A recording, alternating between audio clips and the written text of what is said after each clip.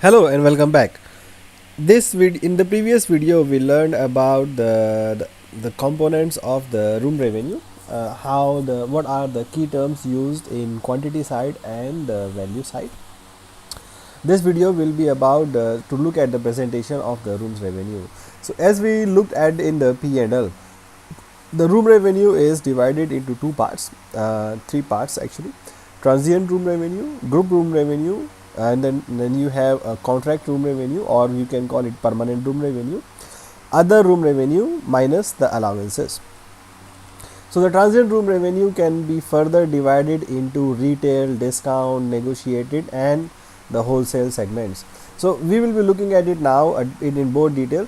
So transient room revenue is also further divided into the two parts actually, the FIT revenue and the group revenue. So the here is the transient and room is separate, but in practical terms transient means recurring business. So the transient is further divided into FIT and the group.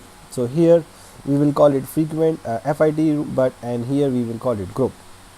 So the FIT room revenue, retail is means is a normal unqualified retail rate where the guest is booking at whatever rate are published by the hotel.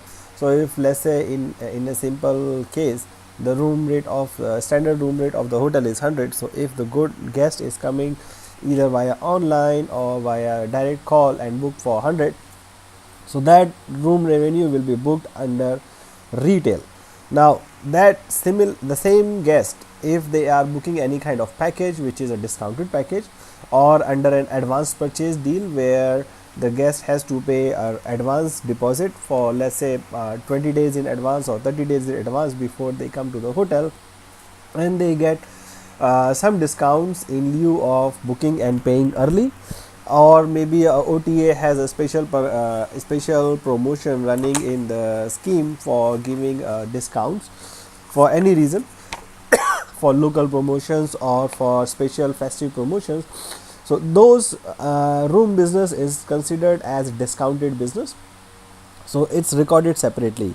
The reason being because the hotel and the revenue managers or the hotel owners should know their main business is coming from which segment and how they should be driving the business. The next segment is the negotiated, which is negotiated business is the corporate. So the hotels normally do a bulk deal with the corporate clients where they are selling the rooms at a special rate for them only. The conditions of the retail business and the corporate business can be significantly different in terms of cancellation, in terms of other restrictions on the use by negotiated because of the lower rates, in terms of benefits as well.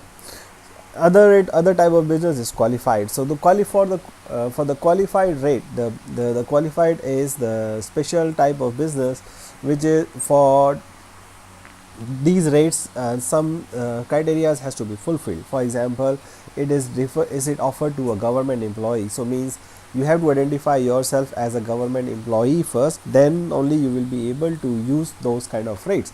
Or you can be a military, or you can be an employee rate, or you can be it can be any other rate which is or maybe a senior citizen rate.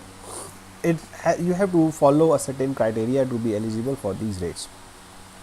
The next category in this is the wholesale rate. The wholesale rate is also a bulk room sold to a travel agent probably, or online travel agent, or an offline travel agent for reselling. So the main idea of wholesale, the difference between the wholesale and the negotiated is used by the company for their own purposes, for their own staff or their clients, while the wholesale can be the same rate.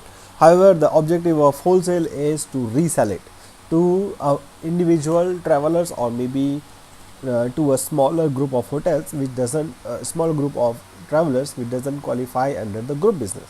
So in the next video we will be looking about the groups.